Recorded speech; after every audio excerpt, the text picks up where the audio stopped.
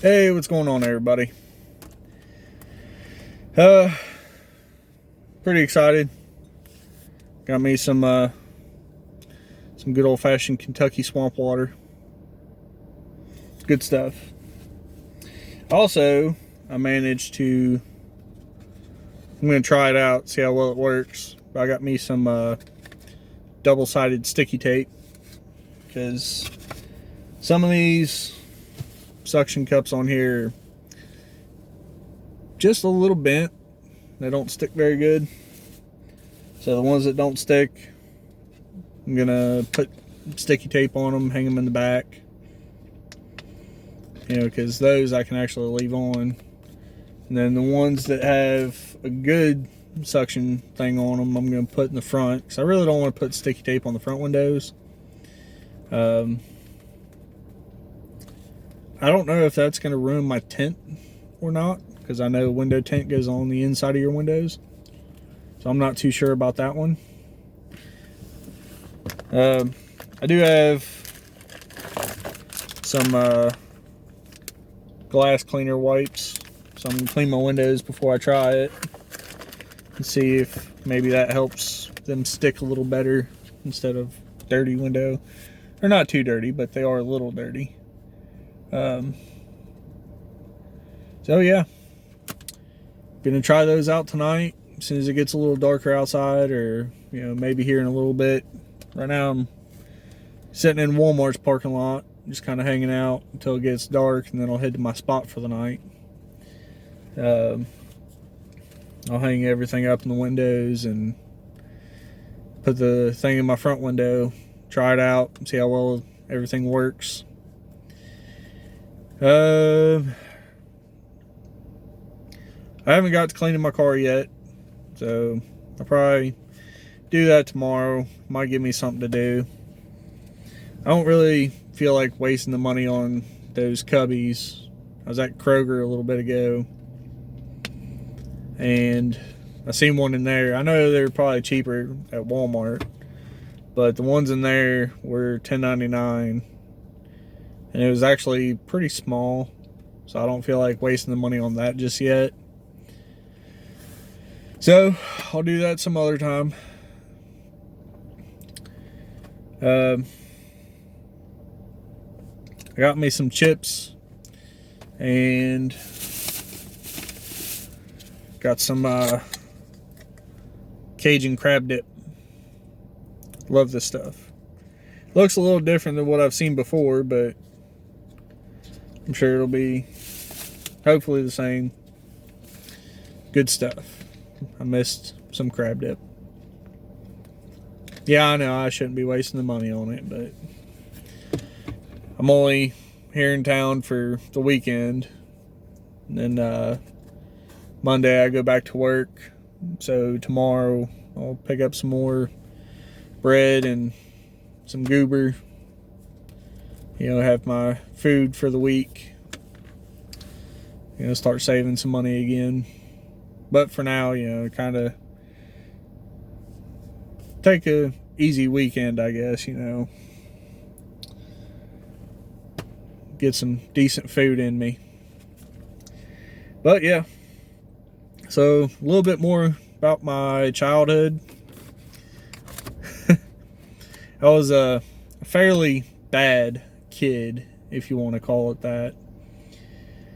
I started some fires.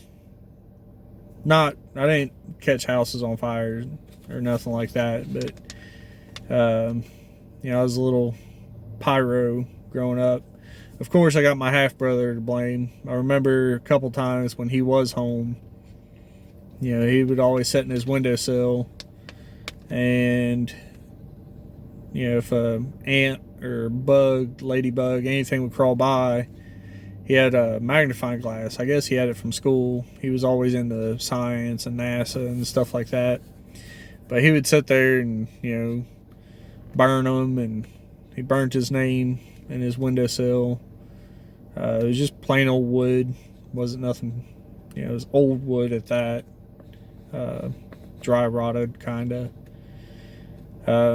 So that was always entertaining. He got me into catching stuff on fire. And of course, it came with me growing up. I went to a foster home, and I told you about the hairspray and lighters and stuff like that. Me and my sister, we always ran away, so we was constantly getting in trouble for that.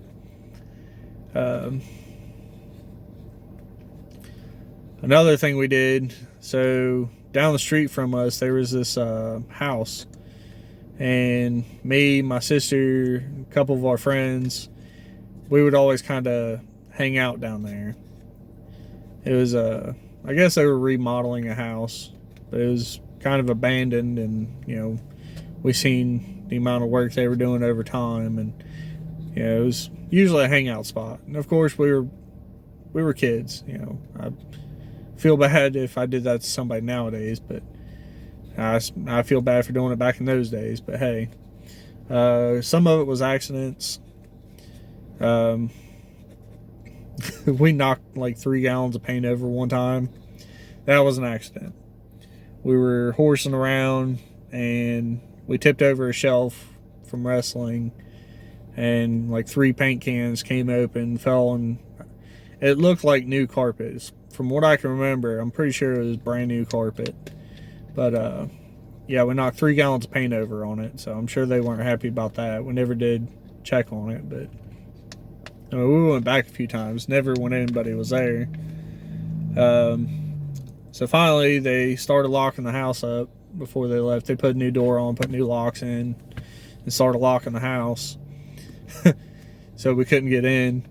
But we ended up finding our way in through a window.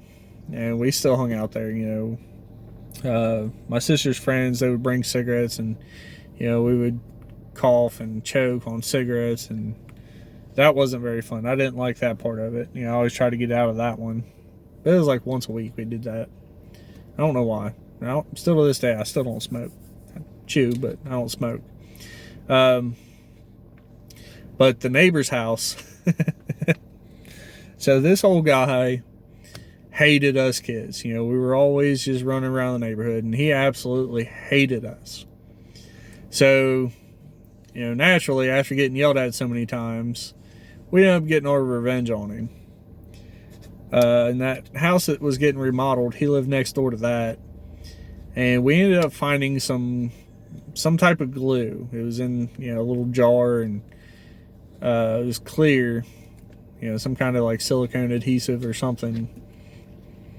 Well, he left one day, and we went over to his house, and we stuck it. Well, I stuck it. I took like a popsicle stick or something, and I scooped some of it out, and I stuck it in his keyhole. His door locks on his front and back door, and then on his windows, the little bottom piece where the window shuts down into, I stuck a bunch of it along there.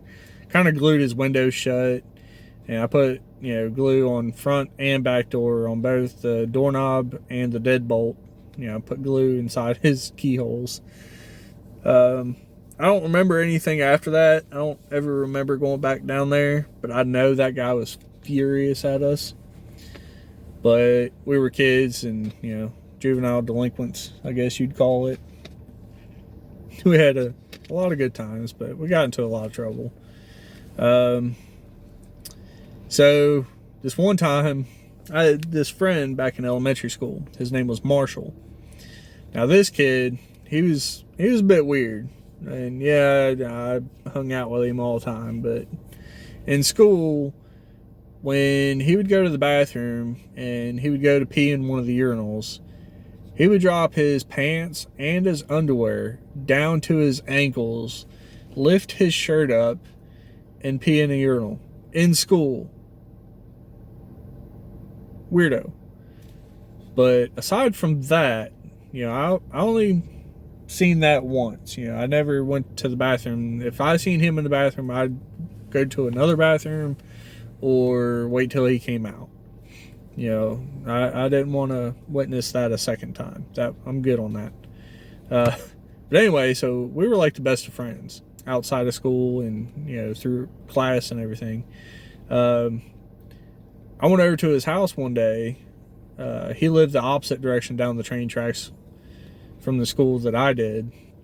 So, you know, when you walk out the front door of the elementary school, you walk down like a block to the tracks.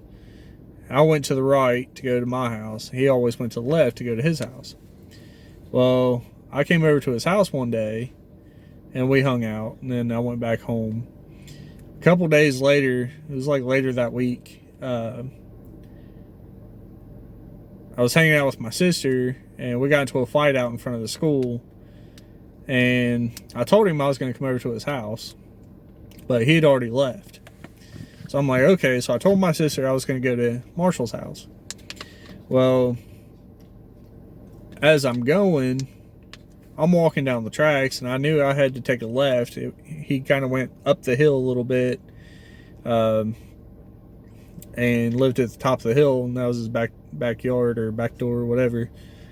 But I'm sitting there walking and walking. I'm looking up, and I'm not seeing anything that looked familiar to me at all. So I just keep walking. Well, apparently I had gotten lost, according to my sister, because she knew where Marshall lived, and I guess she came out to look for me. And she found me sitting on the side of the train tracks, just bawling my eyes out. Now, I'm 6 years old, and I was lost. And, you know, she had to come find me and bring me back home. It was starting to get dark outside, and I had no idea where I was going. Next day at school, Marshall was like, "Oh, I thought you was coming over yesterday." And I didn't tell him I was bawling my eyes out on the side of the train tracks, but I did tell him I got lost and couldn't find his house. And he's like, "Oh, our house had this." I'm like, "Yeah, I didn't see that. Not at all." I don't even remember what it was.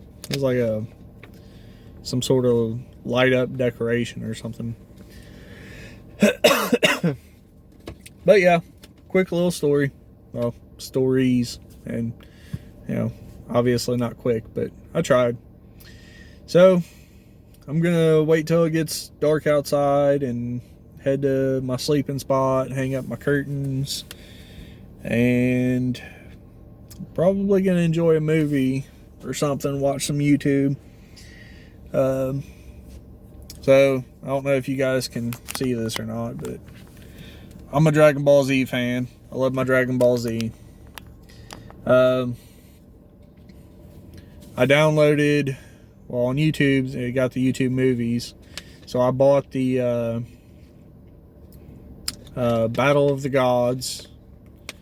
And then I bought Resurrection F, which, you know, is Frieza coming back to life.